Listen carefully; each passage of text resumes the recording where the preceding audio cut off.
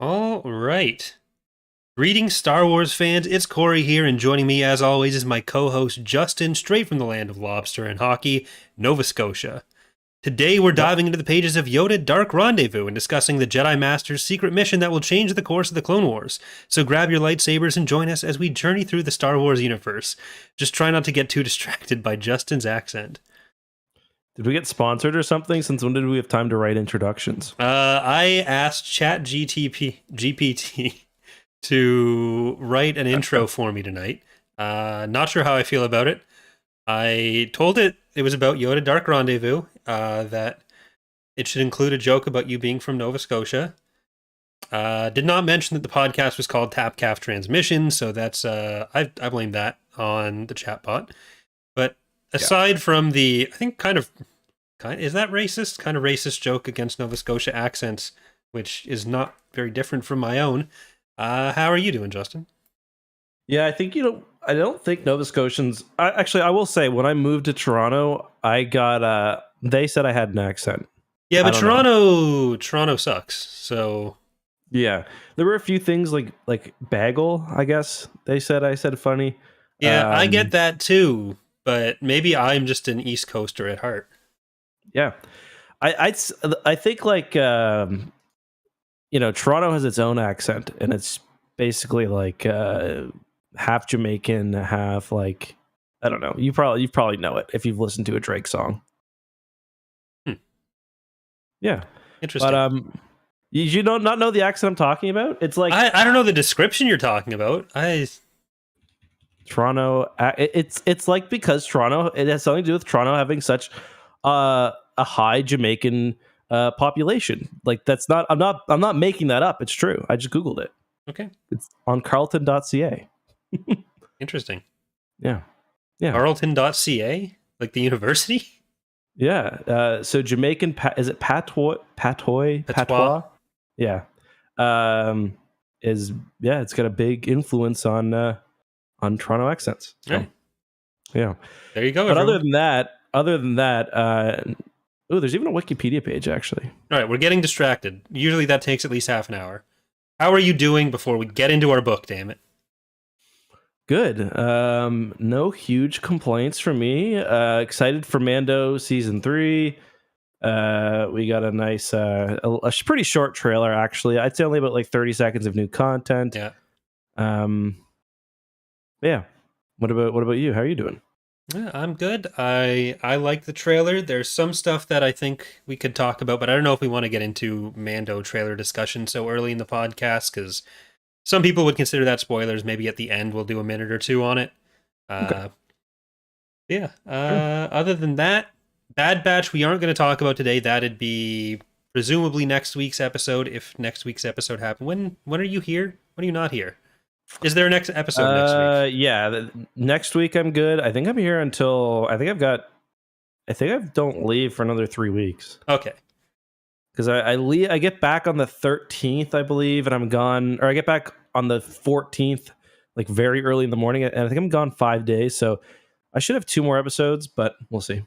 Probably no more books though, because I'll be preparing for stuff while I'm away. Yeah. So we'll have some TV episodes to talk about. But today is our first book of the year. We have Yoda Dark Rendezvous.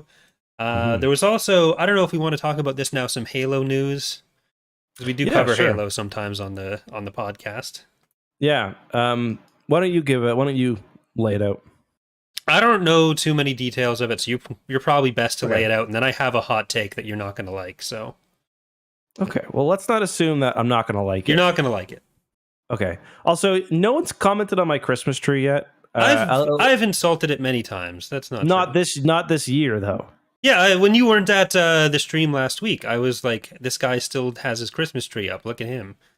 But it makes me happy. Okay, I'm glad it makes you happy then. I will never insult it again. I was calling you lazy, but... Okay, so here's the thing. I have put all of my other Christmas decorations away. I put them away. So it's... what is it? It's January 19th. I can't remember what.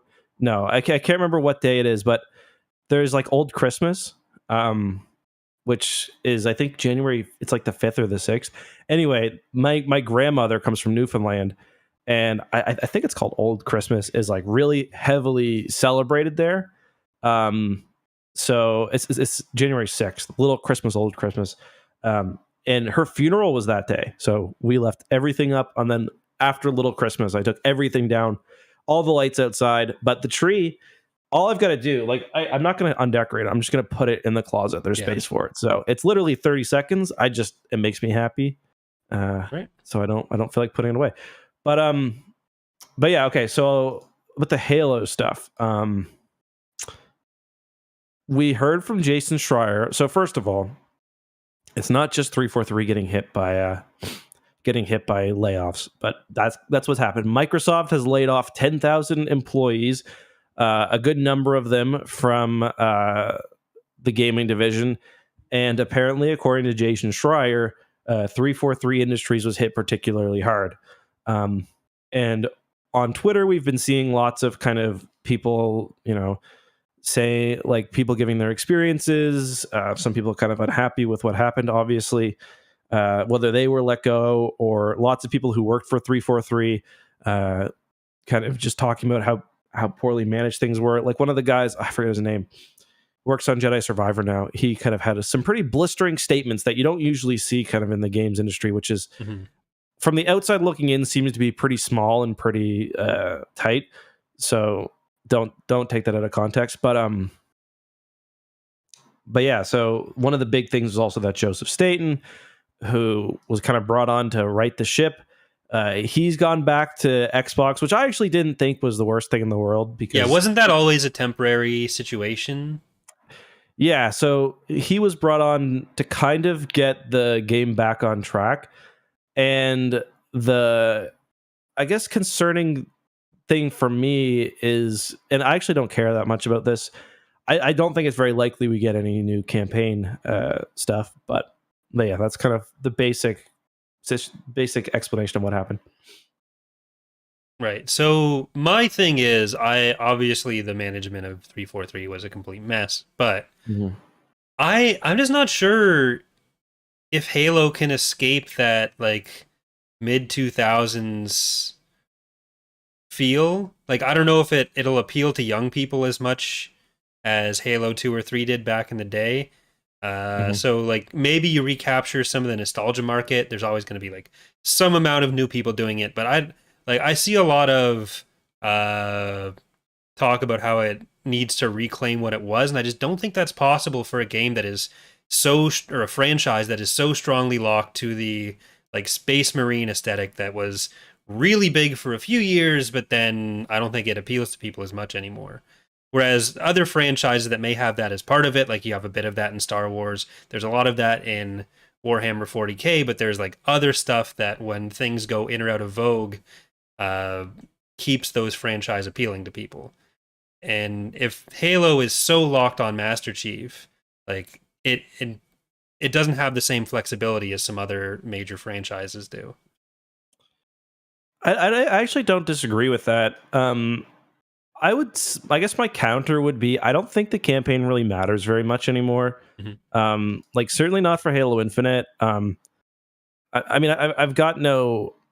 I imagine that the big draw for the game was the return to the kind of classic arena shooting style, and it's kind of a shame, because I've always said I think Halo Infinite's a good game. Yeah, but the problem is, a lot of people played it. It had like 25 or 250,000, 300,000 people pick it up on day one on Steam. And you always see a big drop off with any game, especially a free to play game. But I mean, it's pretty clear that there just wasn't enough content to keep that going. So I actually agree. I don't take any offense to what you're saying. And I've also said too, Halo will never be the juggernaut that it was in 2007 when Halo 3 came out, because it's just, there's too many games. Just like Call of Duty has done a better job of maintaining, its kind of top level success. But in 2007, it was like, you've got Halo, you've got Call of Duty, like, those are the shooters, and with some exceptions. And there are others, but certainly now, like, you can't do that again. Well, I think even Um, Call of Duty has a bit more flexibility than Halo does, despite being like real world grounded stuff, because you can shoot yeah. either Nazis or zombies, and sometimes they can combine those. Someone's always going to Mhm. want to shoot a Nazi or a zombie. Or Russians, or people from either Russian or Middle Eastern sounding countries, or Yeah. Soviet or Middle Eastern sounding countries. But yeah, it's just it sucks. I tweeted today, like, personally, I think that, like, run Halo Infinite as a live service, but I would be in favor of a reset. Like, and people hold Halo up as a bit of a sacred cow, and I get that. Um, but like, it would not be the first video game franchise to go through a reset, especially one that's been around for so long.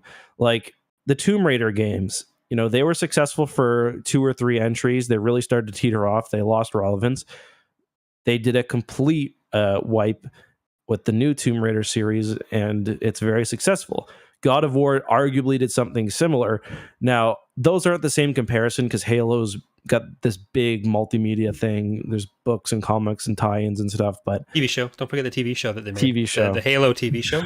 Remember the Halo TV show we all watched? I do remember that. 3 episodes of? Um, so yeah, I think it's time. I just think, you know, I think there's very little faith in, like, I don't think the public cares about another 343 Halo sequel. I could be wrong about that, but just kind of my feeling is that they need to do something pretty drastic if they want to get people back on board. All right. Well, we'll see if anything happens with that. But you know who also tried to get back on board was Yoda tried to get Count Dooku back on board in today's book. Any initial thoughts about Yoda Dark Rendezvous? What are your overall impressions? Um, I don't know. Like, I don't know if I ever read this book before, Okay. but I'd always heard it put in very, very high regard. I think Pablo Hidalgo said it was his favorite Star Wars book. I've heard that from a lot of people. There were elements I really liked. I liked Yoda, but there were other elements that I wasn't a fan of. I don't like the fact that Anakin and Obi-Wan were included. It was completely unnecessary. Mm-hmm. Elements of the writing put me off. I felt like there were parts that were just way too rushed. The book felt very short as well. Did you notice that? I didn't feel that way about it, No, but because I always read on my totally legal versions of the book on ebook, and I can always tell how long it is by when the, you know, the stuff at the end kicks in. it's Uh, 330 pages. Like it's pretty standard length. okay, It's not like um, it's a particularly small font either. but you know what I mean? How, like, when you're reading the ebooks, it'll be like, Yeah, okay, yeah. if You're it at starts at fucking 80, you know it's a long. 67%. Yeah. It was 60 for this one, for me That's at least. I think that's pretty normal for a lot of Okay. the ones we've read. You might be just thrown off because the last one we did would have been Star by Star, maybe? and that Yeah. one I think is like 84% before I you're. just remember all the Rogue Squadron books came in at about 69, 70%, but Mm. yeah. Yeah, I think it's pretty close in length there. Like I generally agree with you. The main thing that stood out to me was actually the dialogue. I liked a lot of the characters. I do Mhm. think the Obi-Wan and Anakin inclusion was unnecessary and didn't really add much. It was everything Clone Wars multimedia in Yeah. that era, though. Yeah. The characters didn't feel like distinct characters a lot of the time. Like they Agreed. had that thing where I like the themes of the novel. I like the Yeah. general use of the characters, but like making each character actually feel like their own different person kind of didn't happen in this. Uh, I thought Ventress was bad for that. yeah, and like every character talked in the most pretentious, obnoxious way, which took a while to get past. Like 100 and some odd pages in, I was finally past that. But especially for the first like quarter of the book, there's like every annoying dialogue trope of like someone's having their internal monologue, and then Mhm. like Padme just blurts out "Hope" on her fucking Yeah, balcony. And her I put handmaiden's that in like, my "What the notes. hell are Yeah. you talking about?" Like, what the fuck are you going on about? No, I totally agree. That was Padme was a weird inclusion too, where she like popped in for like 3 different scenes. I didn't mind that as much because it was kind of Mhm. like a nice perspective on.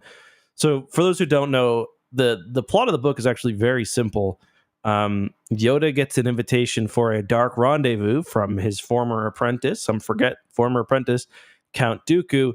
And as that is happening, we've got the story of kind of several Jedi who go along with him for reasons I don't quite understand. but we've got his name's Wee, right? We've got That's because that's the sound he made as he was spinning at the clone troopers on the landing pad in episode 3. yeah. So for those who didn't know, Wee Mauru in this book is the kid who's like running to bail in Order 66. Is that correct? I'm pretty sure that's Wee. I don't think that's the same kid. I'm 99% sure that is Wee. Isn't that isn't that George Lucas's son? No fucking clue. Yeah, that's Zet. Okay, I'm wrong. Wee is so one of the things that Wee has a vision of being killed by a Jedi's lightsaber. At the end, he thinks he's off scot-free because there's a situation where it looks like he's about to be slashed, but it's just Anakin rescuing him or whatever, or not rescuing him, but greeting him. But no, Wee is he's in the Jedi Temple and he gets killed. So get fucked. Huh. Yeah, Scout. Maybe she gets shipped off to the Agricultural Corps after all. But she does have a picture in the Essential Reader's Companion, which is what I've used for the thumbnail, because there's no other time that Scout will come up in this. Yeah, so Scout we've seen this trope before where she's like a hardworking but not super gifted Jedi. Kind of like what's her name in Luke's Jedi Academy? Musician. Tion. Tion, yeah. But so the whole thing is like back then, if you've got some Jedi talent, but it doesn't grow as you age, they kind of figure, okay, we can still find other jobs for you. So one thing is like you get shipped off to the Agricultural Corps, and that's kind of what she's worried about. Anyway, like rather than send you back to your family, they kidnap you as a child and then send you to work, like literally send you to live on the farm. Yeah. Yeah, with like everyone's dead dog. Very epic. Yeah. So yeah, we've got Wee and Scout, their two masters who, spoiler alert, both end up dying. And they're on this trip with Yoda. As this is happening, they're being hunted down by Asajj. It's just there's a lot of weird bits in this book. Like I didn't really think the whole public transport made a lot of sense. But like, what did you think about like kind of the general kind of setup there, where the Yoda wants to get away in private, partially because that's what the message requests. So they make a fake Yoda, send him off into space. Of course, Ventress almost kills him, captures him, and while this is happening, the group, they're trying to make their way to Vajun. Almost like Padme and Anakin do in episode 2, where they're like taking public transport and stuff. And they end up being betrayed by... This was the most convoluted part of the book, I thought, these pair of droids. Because we was like a prince of this planet, Vajun, that they're going to. Did you find that as convoluted and silly as I did? Yeah, like the transit method didn't make sense. We being watched on Coruscant for like 10 years by these two droids is like, okay, I guess. And like if they're stepping in, immediately turns on him. Yeah. Which I mean, Solus wasn't connected to We in the same way. I think he was just hired by Fidelis. But then They're also the same model, right? Yeah. Yeah. But then like if his whole thing is like, oh, you don't betray these business contracts, Ventress, I'm gonna mess you up, then he shouldn't be betraying Fidelis. Yes, that's true. Fidelis very strongly reacts anytime that We is in danger in this book, stops him from doing anything. But like this may be Wee's first actual mission, but you'd think there'd be like some other danger over the years that Fidelis has watched him in, and why is he coming out now compared to before? Especially if Wee is like already on his way to Vajun. Like, yeah, there's a lot that worked out well for them there. But yeah, I get trying to do a misdirect so Yoda can go somewhere without it being weird that he's not doing the daily briefings. That made sense. But then needing to do the public transit on the least safe. Yeah, like surely the Jedi and the Republic military has a secret way of moving people across the galaxy. I don't know. Yeah, like Yoda could. They've got to have like an extra fighter Yoda could take and that would be Yeah, fine.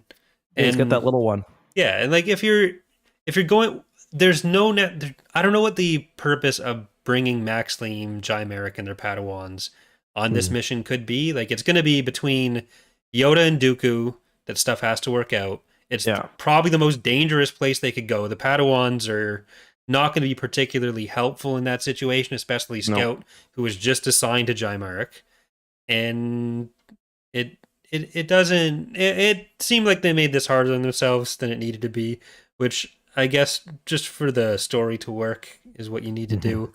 So I'm not too mad at it, but it did seem like some questionable decision making was happening. Yeah, definitely. I think that's a good way to put it. Um, the book was kind of in a weird structure. It was kind of structured weirdly as well, where I felt like they needed to spread out the author needed to spread out kind of the time spent on, like, he spends, I'd say, 10% of the book on this little, maybe more, maybe 15% of the book on this little mini fighting tournament they have at the school, and all that really sorry, at the Jedi Academy. And that does give us a lot of, insight into the character of Scout in particular, because she ends up coming first in this tournament. It's like a dueling slash just a fighting tournament, really. She ends up coming first, and that's why she's picked to go on the mission, despite her kind of shortfalls.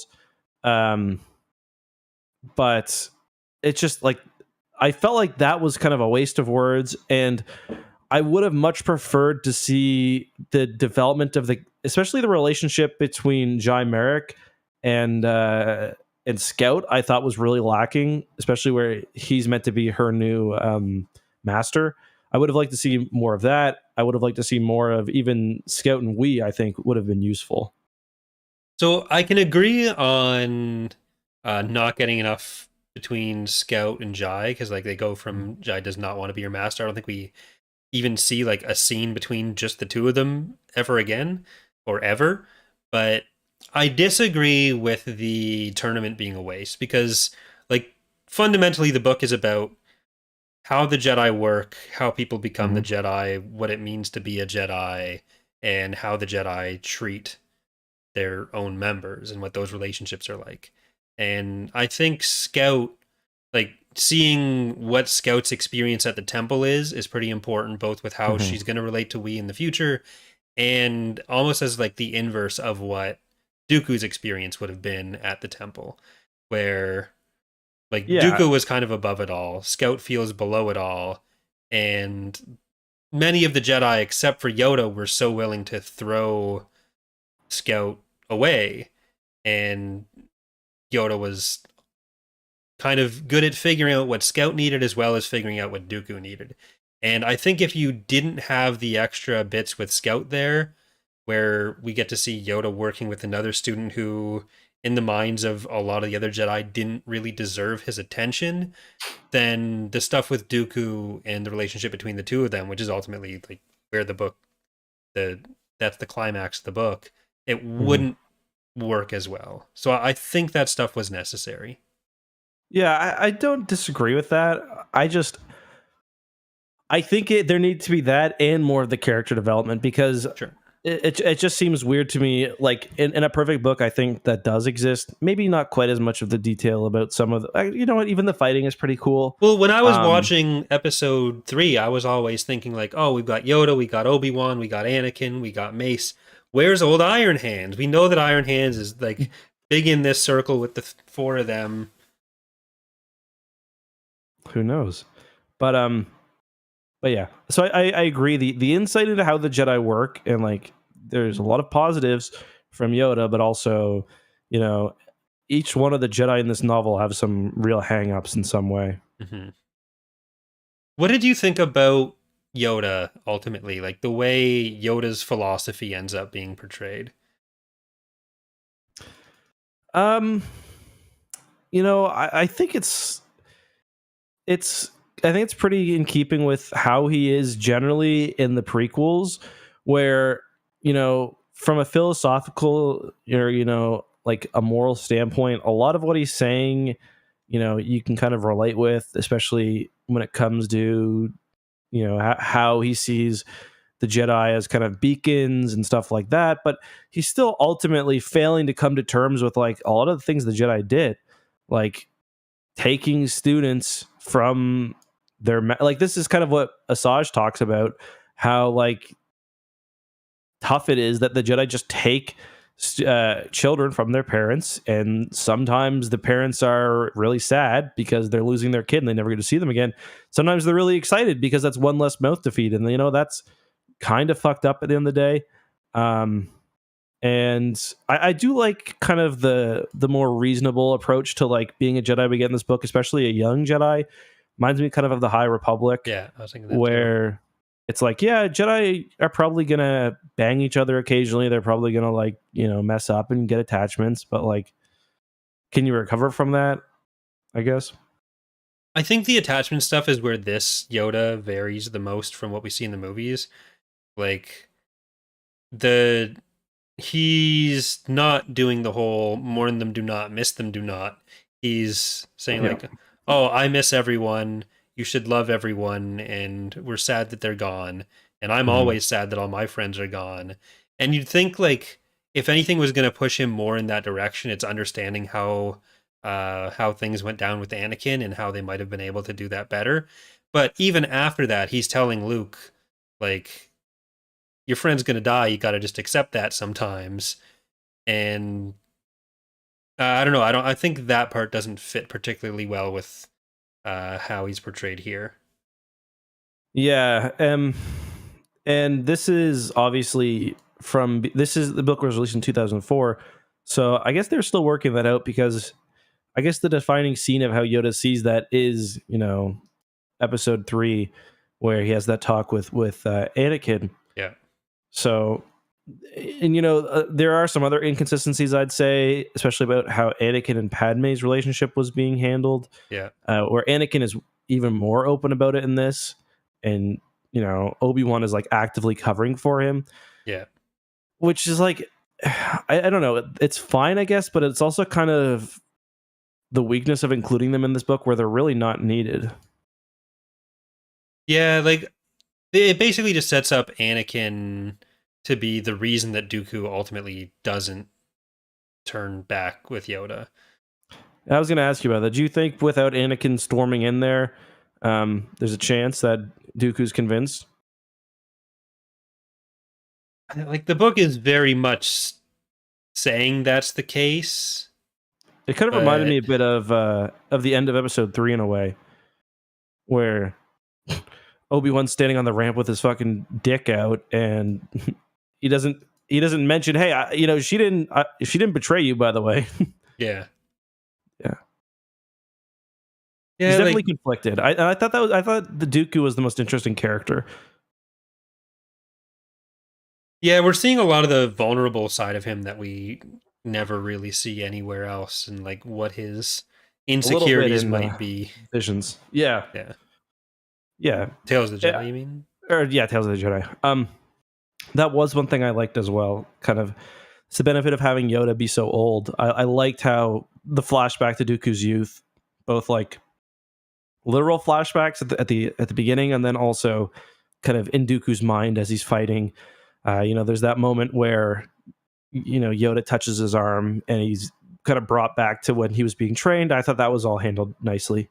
Yeah, like I just don't see a world where Dooku would leave the CIS like that, other than he's feeling insecure about his position with Sidious. He knows he's kind of like I think he started what they're trying to set up here is that he knows he's kind of screwed. There's no end game for him.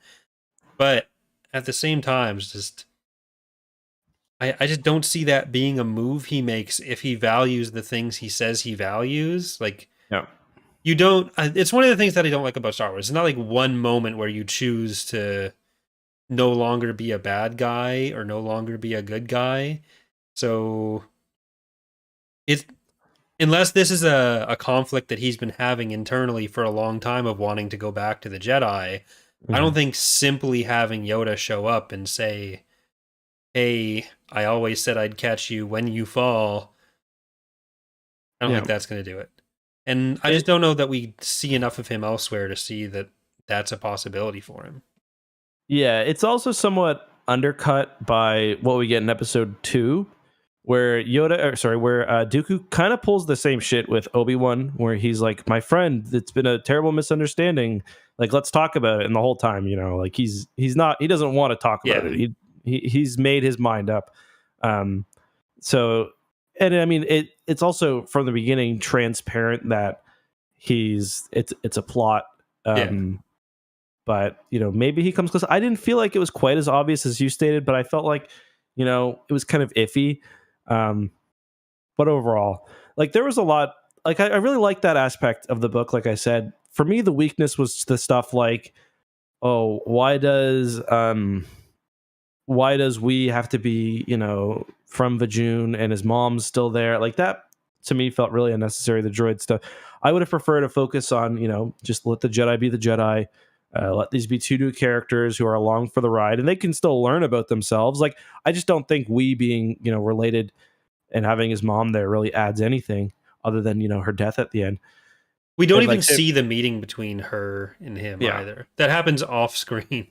Yeah, and same with the droids. So, like, I think if you clean that up, it's a much better book and focus more on kind of the cerebral or the emotional aspects of it. And yeah, better book there.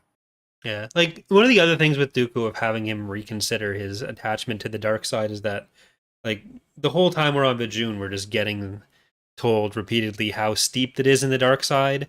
The point that, like, Anakin shows up and he's feeling like $1 million, and that doesn't set off any alarm bells with Obi-Wan. Yeah, he's like literally doing front flips and shit. Yeah, like, Wee goes basically insane as soon as he steps on the planet, and Yoda even kind of shows Dooku like how he's able to resist things and does a Sidious impression.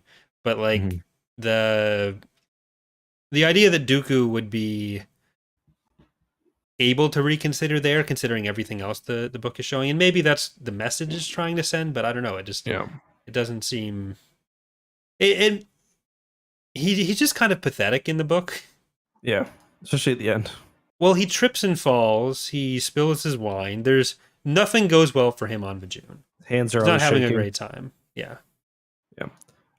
Speaking of Vajun, I'm sure you remember this, but you see Vajun in Dark Empire, and then you revisit it in Jedi Academy. And the big thing is there's that big Vader statue. Yeah. By Jedi Academy, it's been toppled, which I thought that was the coolest connection last time I played through Jedi Academy, because I never really made that connection before. Or Bast Castle.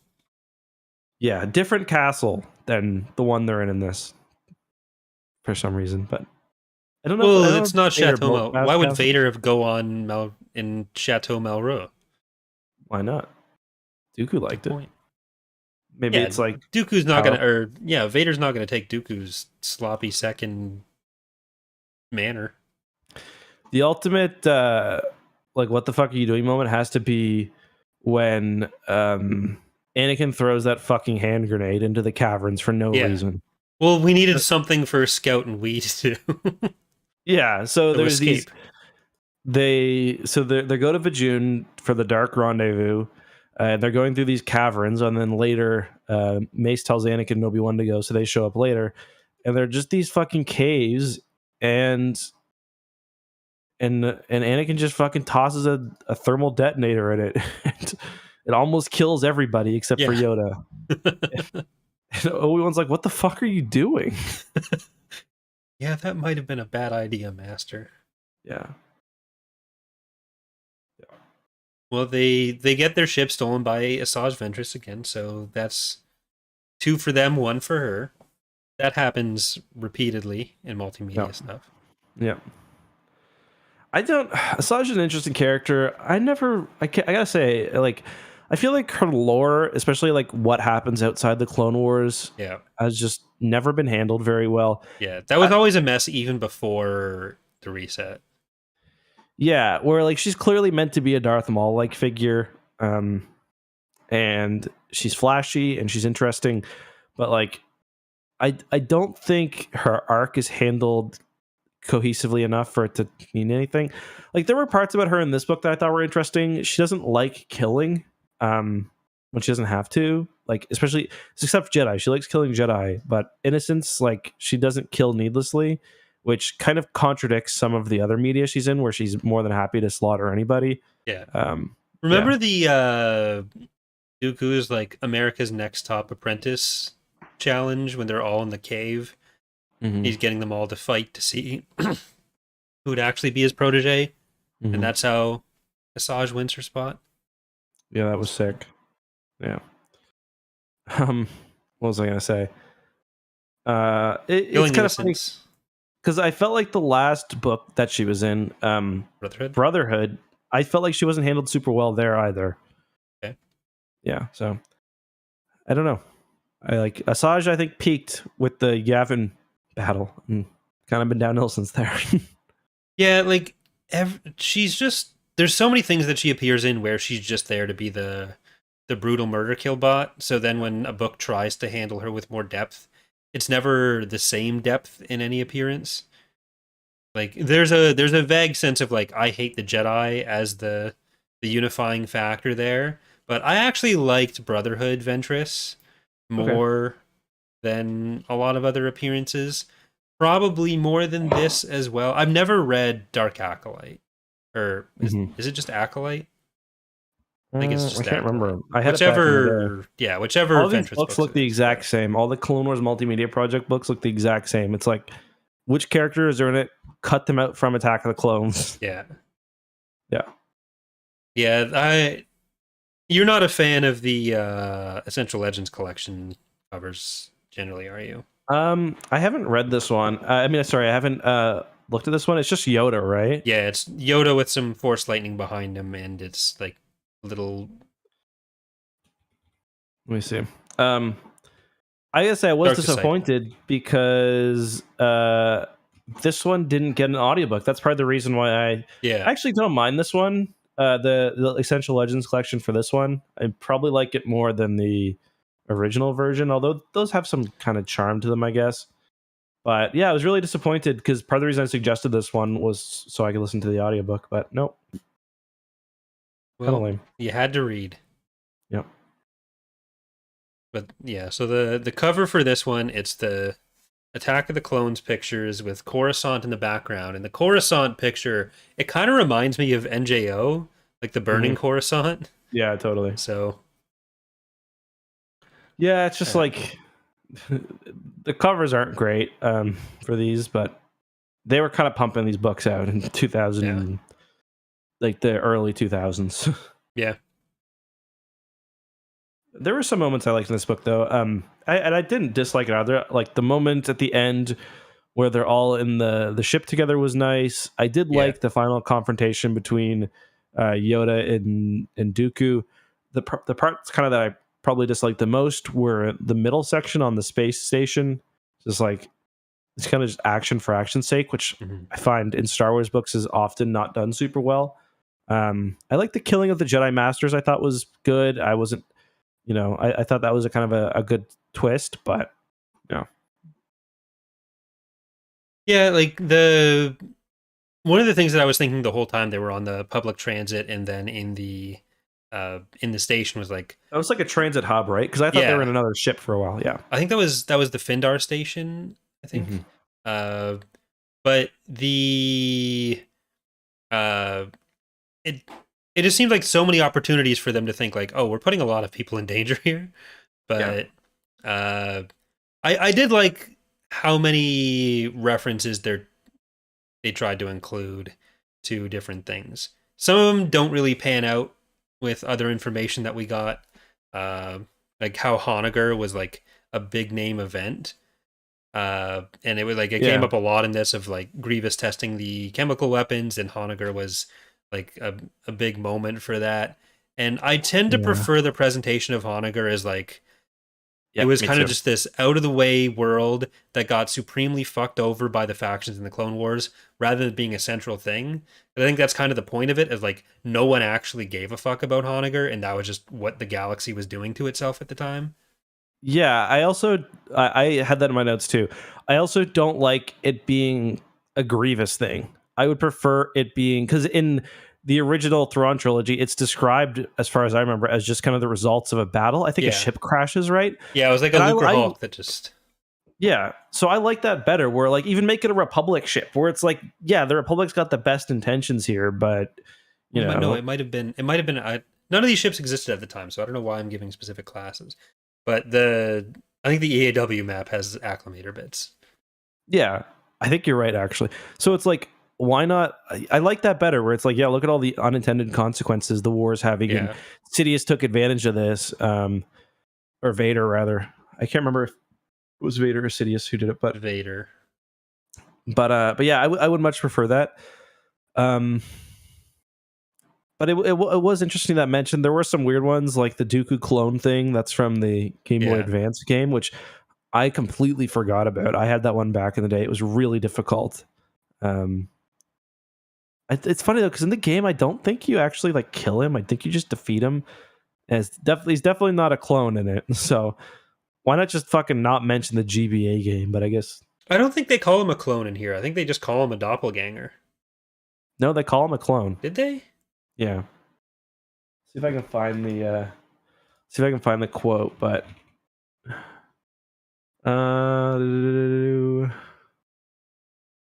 yeah, I'm almost certain they call him a clone. Yeah, poor foolish, the same Anakin Skywalker who he had learned and recently killed a clone of Count Dooku on Sereno. Okay.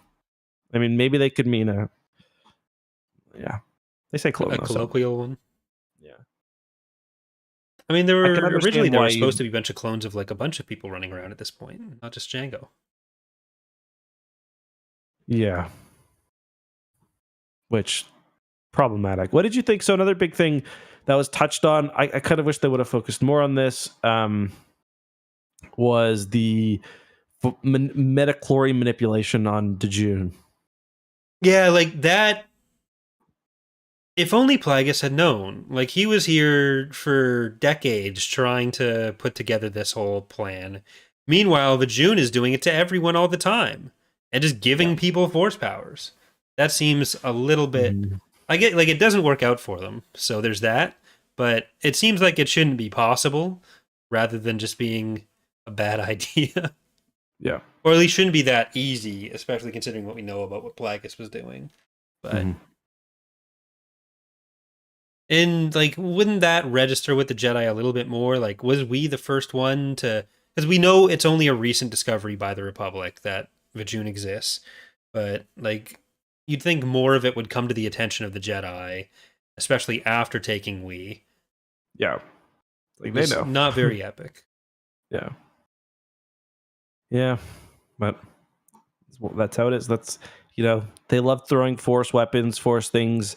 We talked last episode about the Reaper, where it's just like the thing that just fucking rips the force out of you. Yeah. So yeah, it's kind of the era of that. Yeah. I did think it was a little weird when like they were setting up the romantic undertones of we and Scout's relationship, but then have like half the book where they're referring to each other as brother and sister. Yeah, that was a bit odd. I mean, it's very Star Wars, I guess. Yeah. Yeah, I don't know that there's too much more I want to say about the book. Anything else you want to talk about? Anything with Wii or Scout or Mace Windu being not really? No, I think Mace Windu was pretty as he usually is. I thought Yoda had some fun sequences. I think certain points they captured the Yoda kind of very well. Yeah. Other times he was wacky fun Yoda very well. Yeah, I agree. Other times, like in regular dialogue, I thought it was a big miss, but the wacky stuff, especially like when he was eating, I thought was good. Yeah. He didn't really have the speech patterns down very well. There were a lot of misses in the like actual speech patterns. Yes. And I do still think I do still think that the prequels got Yoda wrong. Like, I think the prequels got Yoda wrong a lot of the time. Where maybe this is more like prequel tie-in media. He's not that silly in the original trilogy. He's only really silly when he's pretending to be an idiot to fuck with Luke. Right. So I don't like how Yoda has become like kind of a mix or a toned down version of that, because Yoda's very wise and very serious throughout. Like, I'm trying to think of silly Yoda moments um after the big reveal, and I can't think of a whole lot. I can't Well, even to be think of fair, one. he's like after the reveal, he's basically got one or two scenes of Luke training montaging, and then he's dead. And no one's that silly on their deathbed. That's He's fair. also telling Luke not to run away. And like clearly he has it in him to be like that if that's what he's showing Luke. Like Mhm. I think he's legitimately enjoying himself on part of that. Even though part of that may be that he hasn't seen anyone in so long. Yeah, it's just like there are moments where like I think if the prequel trilogy had been handling like the moment where Luke is trying to levitate R2 and Yoda, or where he's trying to pull the X-Wing out, I think they would have gotten it wrong. Yeah. And I mean, I say they, but it was George Lucas who did. It was his decision. It's his character. Uh, but yeah, I would have liked to see. I think Yoda. There's something like the whole thing is he's so silly looking. He's a fucking little frog muppet, but he's so wise. But anyway, Yeah. It is kind of funny that like Mace is in the second book in a row where we've seen him where his only appearance is like a call in a ship with Anakin. Yeah. So that's Yeah. great. Back up, Mace. Yeah. What is your rating gonna be for Yoda Dark Rendezvous? A B. Let me give it a B. You're giving it a B. Okay. Yep. Yeah, it's a B for me. Yoda. Oh, I need to leave a space. I don't know which episode this is. 127? Why not? Sure. I will fill that in. So you're giving it a B, which is a 3, I think. What am I gonna give it? Oh, no, 4. See, this is another one of the ones where we've been talking about it, and I thought from how we've been talking about it that I enjoyed it more than you, but I'm kind of angling towards a C. Okay. I might. You should It's go been with so C. long since we've, Diverged. since we've talked about books that like my scaling might be a little bit off here, but Yeah, I I guess if think I'm giving it a C. you know what, I actually agree. I was thinking B was average, but C is average, isn't it? Yeah. C is meant to. Yeah, so I'll do a C as well. All right. So yeah, I enjoyed it. I thought it was a good book. There was just enough wrong with it that it's like kept it from being on the level of some of the other higher ranked ones. Agreed. Yeah, I'm also disappointed because I really had it hyped up. So yeah, because like 4, we have like Shatterpoint at B. We have Star by Star at B. Shadow of the Sith, we put at B. Brotherhood, we put at B. If that helps you, Vector Prime's a B. yeah, I'm gonna stick with C. All right. Well, that is Yoda Dark Rendezvous. Before we get into a couple emails that we had, is there anything you want to touch on from the Mandalorian trailer? Just trying to think. Yeah, there's one thing. I think people are wrong about. I tweeted this, so if you follow me on Twitter, I'm so sorry. I think people are wrong about how The Mandalorian is going to tie into the sequel trilogy. I think people are reading the quote from the Mandalorian trailer where what's his name again? Is it Teva? Carson Teva, is that his name, right? Where he's saying there's a great evil out there, or like there's a big threat out there. They're taking that to be the First Order. A lot of people are in Snoke, and I think that's not the case. I think it's pretty clearly referring to Thrawn. Yeah, I like, and this is to me goes back to even season 2, where I can't remember if we disagreed on this or not, but one of the big things in season 2 is the floating guy in the vat. A lot of people are saying that's Snoke. and that this is Gideon trying to do experiments into, what will eventually lead to Palpatine being resurrected. And for me, that's a misread of the character. I think Gideon is very ego driven. He's very power hungry. I think my theory has always been he's trying to give himself force powers. He collects things like the dark saber. So I think that the tie-ins to the sequel trilogy are going to be less than people expected, at least for now. So that's kind of my thought on the trailer. I don't know that. I guess there were people saying that. Like, I agree with you that it's not like directly this is Snoke, this is talking about the First Order. I think it's a more immediate thing with Thrawn. I think it's definitely possible there could be some connection between the two, even if it's not like a direct one-to-one link. And like I do think that whatever's going on with Pershing has some relation to what Palpatine is doing in his return, even though I do think like Gideon's direct plan is to use it for his own gain. But I think like when you consider the flip side of it being the idea that the purpose of the Mandalorian is to soft reset the sequels, I think that's more wrong of a take. So yeah. But I think the one thing that really stood out to me was whether we're getting a potential return of Hayden Christensen with the scene where there's the 4 Jedi in front of the door, the cutting is happening, and it's in the Jedi Temple for sure.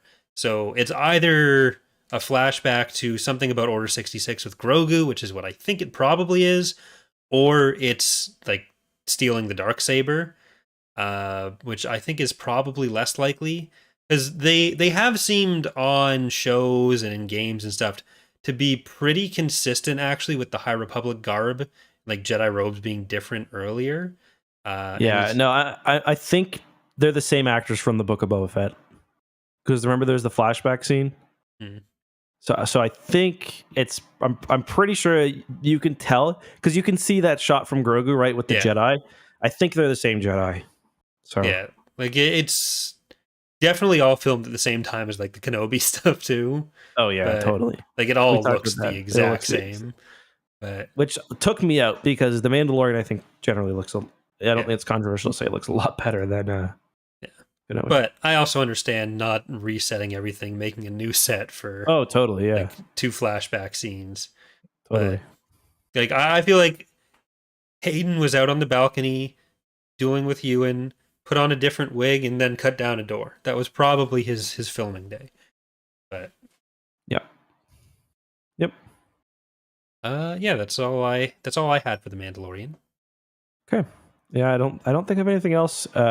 Short trailer. I think they're really confident in the show based on how little they're showing us. And yeah, I don't suspect we'll get screeners for this one either.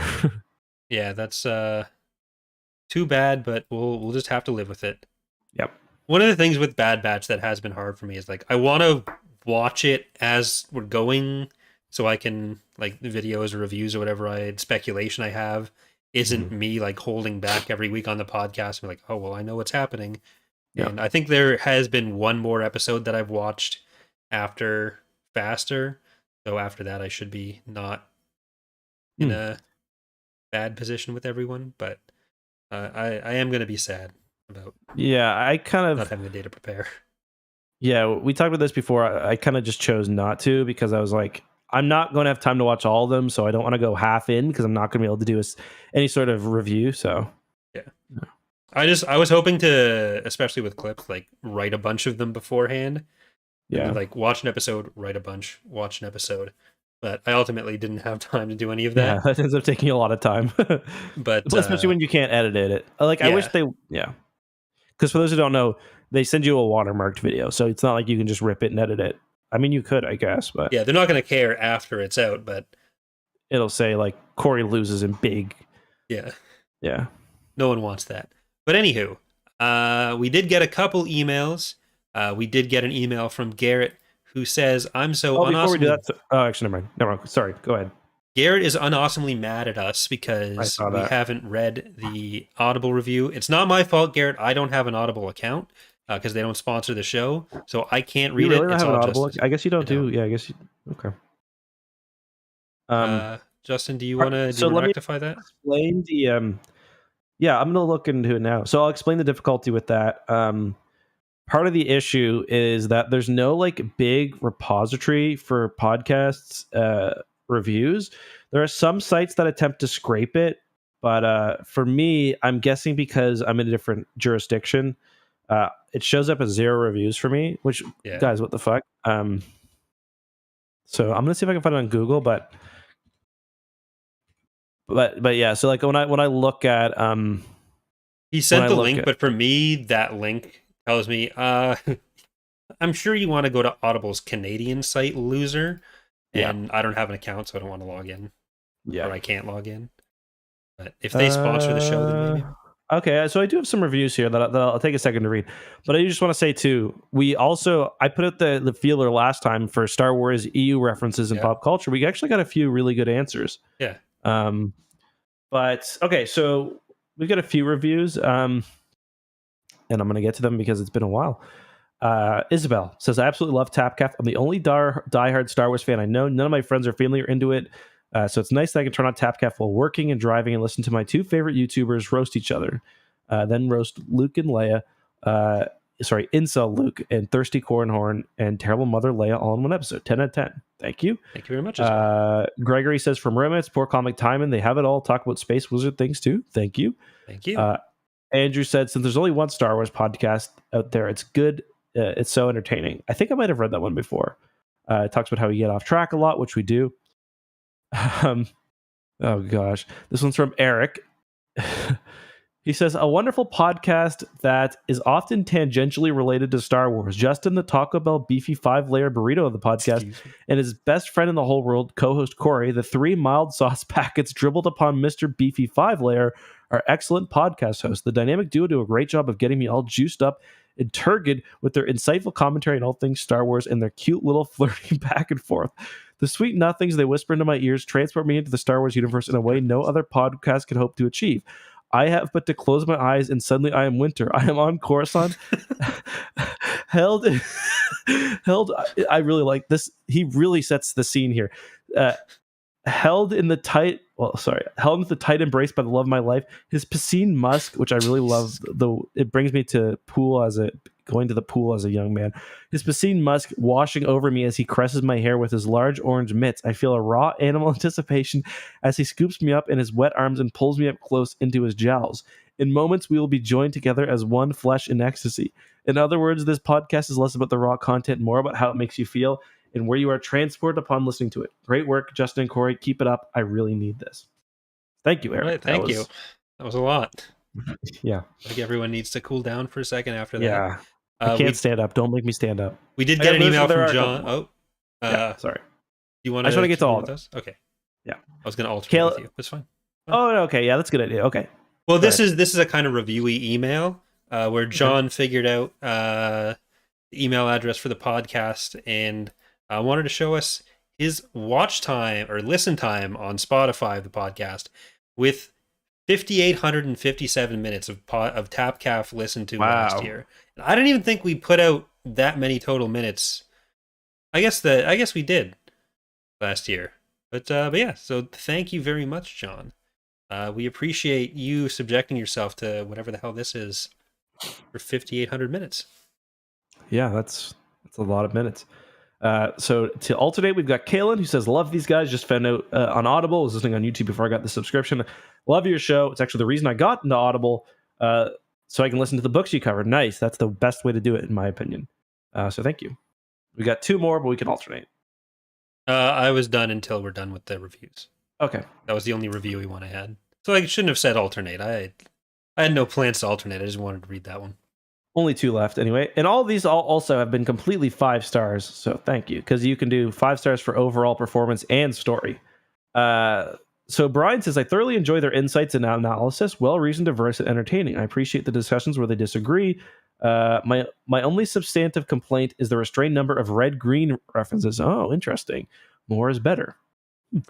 I very recently watched the clip of I don't think it was Handyman's Corner, but the one where he cut up a pool and then turned his car into a tank. I just watched that the other day too. Oh, Classic clip. He Classic runs clip. the exhaust into it Yeah. and make a hot tub. Yeah, fucking genius.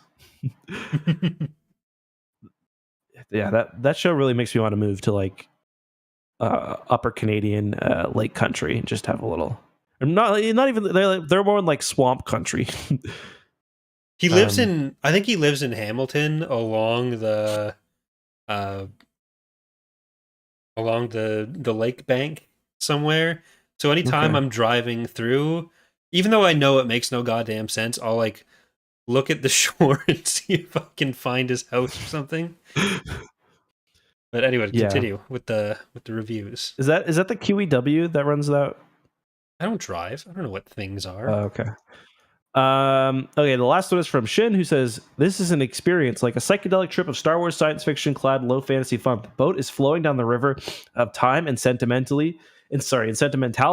That boat being Corey, Data, Padsworth Third, and Justin Eckhart of the latter. They are the Lennon McCartney of the Star Wars EU podcast. Which is which? You decide. The river is that of Darth Bane's tears, weeping and willing like a whippoorwill. Whippoorwill? I don't know what that word is. I don't know if he meant whirlpool or if that's. Oh no, it's like a Never heard bird. of a whippoorwill before. No, is it a bird? I've I haven't either. Okay. There is so much introspection to be had here. It is a learning process of sorts, a journey into the northern lands of what they call Canada.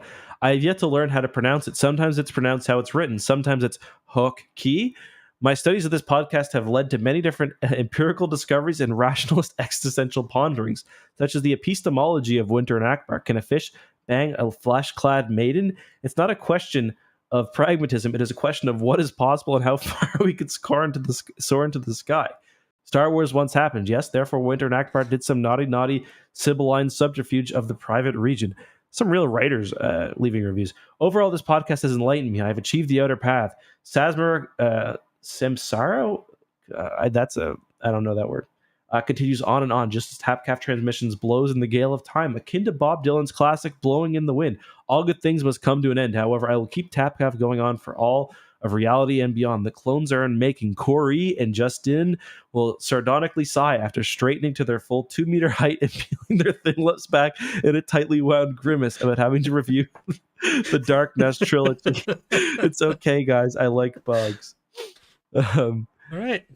Next time on Tapcaf Transmission's 7,777th episode, we'll be covering the Obscure Legends property Trailer Park Boys, Dragon Ball themed, title card themed plays. P.S. My sister said you guys look like DILFs. I'm the only dad here. Take that as you will. Norm MacDonald, Joni Mitchell, awesomely chilltastic in the EU mythos of temporal dreamscapes of sentimental nostalgia, Eckford and Coreyson. Wow, what a review. Yeah, that was a lot too. That was pretty incredible. Him and Eric need to get together, I guess. Yeah, seriously, they could write sonnets, I think. All right, we have one serious email question to get to. Then we will. It's not serious. It's still about Star Wars, but one question. We did 9/11, and then we've got some of the references that you guys have come through with. So the question, I am not going to be very well equipped to answer this question, because I have not actually read any of the books in question. But what the fuck's that mean? I don't know. All right. Well, Christopher asks, with how Claudia Gray has had a track record of producing some of the best canon books, being the author with the most canon books written, and her stories often focusing on pivotal plot lines or main characters of the saga, would you consider her to be the Timothy Zahn of canon Star Wars or not? Sincerely, Christopher. No, I wouldn't consider her to be a Timothy Zahn. For a couple of reasons. I think her books aren't very memorable. So Claudia Gray's Star Wars books, she did Lost Stars, she did Bloodline. I'm trying to think. I'm just going to try to get she did, okay. Lost Stars, my favorite. Bloodline, Princess of Alderaan, Master and Apprentice. Did we read that one? No, I don't think we've done a single Claudia Gray book yet. Into the Dark, which we did, right? Okay, yeah. Then we did that. And Fallen Star. So I guess you could argue maybe she's the Timothy Zahn of the High Republic, but for me, what Claudia Gray really nails is the characters, like Leia and Bloodline. What are their names? Sienna and Thane in Lost Stars. I think the plots of those books are ultimately pretty forgettable. whereas Timothy Zahn is kind of a master of the universe, the world building, and I don't feel like Claudia Gray really does the same for me. And I don't think she's put together that one big trilogy yet either, which I think is important if you're going to have the Zahn comparison. So for me, no. All right, well, there you go. Maybe I'll have some more thoughts after Lost Stars, but we'll get there Lost someday. Stars is phenomenal, but it's just good in a different way. All right, well, do you want to take a look at these references before we call it for the day? Definitely. So we put out the question last time. Do you know of any Star Wars EU references in popular media? I mentioned, I believe, the 40-Year-Old Virgin has one. Yeah. And I assumed that the Big Bang Theory has one. So I thought it would be too normie, but we did get an email about Big Bang Theory references. Yep. So the first one I saw was from Zach. And this is, I think, he mentions another kind of area where I think there's probably a bunch of untapped ones. He mentions Grey's Anatomy, which has one, and he actually was nice enough to excise the whole quote, which I'll get to in a second. But I do think if you look at like the long running like dramas like Grey's Anatomy, like CSI, like there's definitely been a Star Wars EU reference in CSI, because there'll be a killer who's a nerd or a victim who's a nerd, and there'll be a post-turn as well. Dana has mentioned that there's been a few Star Wars references in General Hospital, which she watches regularly. I think because it all falls under the Disney umbrella now, too. So I don't know if there's any Legends or EU stuff. I'm not sure if it's just movies or what. But well, I'm assuming as well that like a lot of the props, like if they get like they have a kid's bedroom and they want to show that he's like into video games, there's a chance they get a Shadows of the Empire thing, and then that prop is just kind of in the inventory forever. So this is a quote by Dr. Bailey in Grey's Anatomy. And again, thanks, Zach, for this. He says, Dr. Bailey says, Han Solo is not a loser. Han Solo gets encased in carbonite, and that was a big mess, but that's not what he's remembered for. He's remembered as the guy who made the Kessel Run in less than 12 parsecs, who survived the sub-zero temperatures of the ice planet Hoth in order to save someone he cared about from the big, ugly Wampa. He's remembered as the guy who swooped down at the last minute, blasted Darth Vader out of the sky so that Luke could use the Force and destroy the damn Death Star, okay? Princess Leia saved him from carbonite and fell in love, and they saved the universe and had twin Jedi babies that went on to save the universe again. So, Jaina and Jason reference, and that was more interesting than I was expecting anyone to find. Yeah, I didn't expect the twin reference, though.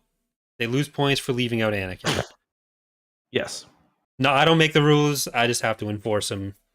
Is what is. Daniel sent us one. I actually hadn't seen this one, so I'm going to be reading it as we go. A Legends reference he found in a Nickelodeon cartoon. It's Fairly Odd Parents, and there's a parody villain who goes by the name of Dark Laser, who commands his own evil space empire. And if you look, his kind of minions are three people clearly in Imperial officers' uniforms, and one of them is blue with red eyes. So probably not a coincidence, I would guess. Ron is canon to the Fairly Odd Parents. Yep. And then there was one more, I believe. Yes, from Harry, who had some Big Bang Theory pictures. So we have Force Unleashed Shock T statue on a table with Asajj Ventress head bust in the comic book store. There's also, I think that's Barris's head. The bust in front of it. The Darth Talon statue, I'm pretty sure that's what I saw in 40-Year-Old Virgin. Because when I saw that, I was like, yeah. There's a lot in that room. There's a Mirror's Edge poster, which I love that game. So yeah. Thank you. I'm going to keep this open. If you guys know of any more, because there's got to be others as well. Let us know, because it's kind of interesting. I'm going to do some searching myself as well. I'm going to pop open 40-Year-Old Virgin and see if I was just imagining it, or if I can find the Star Wars reference in there. All right. Well, that I think is going to do it for this week. Any outstanding emails from the episode we'll get to next week when we get back to the Bad Batch episodes. I guess we'll do 3, 4, and 5 together at that point, focusing on 5 and probably a bit of 3. No, we talked about 3 last time. Well, yeah, we'll only have. Never mind. Yeah, we'll only have 4 and 5. Only 4 and 5. And since there's, I don't think either of us is going to have a ton to say about Faster. Nothing against the episode, just not a lot for us to discuss. So it'll be mostly focused on 5. So it's going to be a good episode to get some emails in. If you have any questions, any comments, any thoughts, any reviews. Other than that, always remember, Justin, what should they always remember? Rate us 5-star on whatever podcast platform you listen, or there's going to be a problem. There's going to be a fucking problem. All right. Way she goes. I'm going to be live on twitch.tv/Corey Loses in about 5 minutes doing some Empire at War modding stuff. Tonight is not going to be a drinking stream. Eck told me he doesn't want to hang out with me outside of the show anymore. So it's going to be, we have to work. It's only personal, nothing business related. Yeah. And I'm happy he was honest with me about that. Yep.